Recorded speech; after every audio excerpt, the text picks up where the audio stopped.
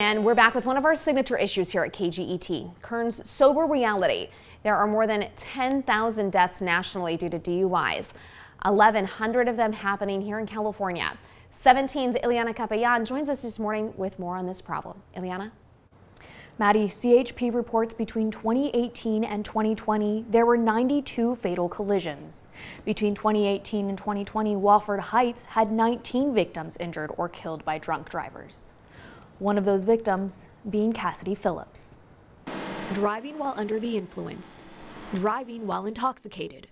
No matter what you call it, if your blood alcohol content is over 0.08 and you're behind the wheel, you are breaking the law and risking the lives of others and yourself. A drunk driver, a person who is a habitual drunk driver, has driven about 70 times before they're even caught.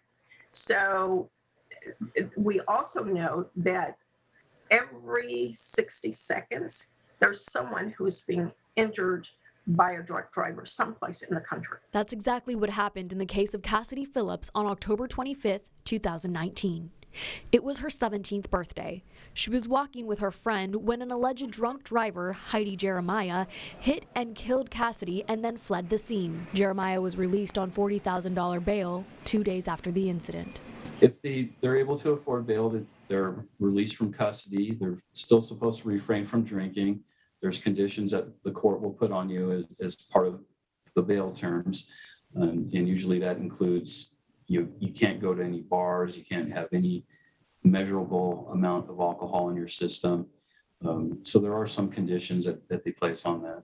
When the investigation of the accident was completed by CHP, the DA's office filed the case on March 11, 2020, and an arrest warrant was issued for $100,000. On June 8th, Jeremiah posted bail again. Her preliminary hearing is now set for June 2nd. On average, it can take anywhere from 10 business days up to a couple of months before a preliminary hearing is held. It is common for cases to be around for more than a year, more than 2 years before they're actually tried.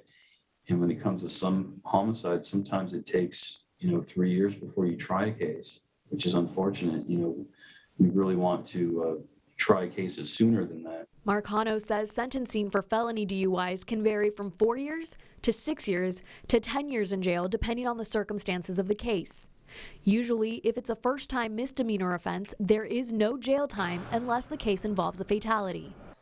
The penalties are just not harsh enough, in my opinion, to really have an impact on most people. And I think that's really one of the reasons why there are so many repeat offenders. Jeremiah could see up to 10 years for gross vehicular manslaughter and an additional 5 years for fleeing the scene, depending on the decision of the judge and jury. Mothers Against Drunk Driving says that over 50% of offenders are repeat DUI offenders.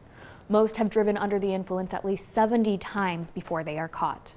I spoke to the Phillips family, and they are still having a very difficult time mourning the loss of Cassidy. Her mom tells me she still has nightmares of the crime scene and wants people to know the effects drinking and driving can have. Now, last night, BPD performed a DUI checkpoint between 6 and midnight. 927 vehicles were screened, and 3 drivers were arrested for driving under the influence. In studio, Ilyana Capellan, 17 News.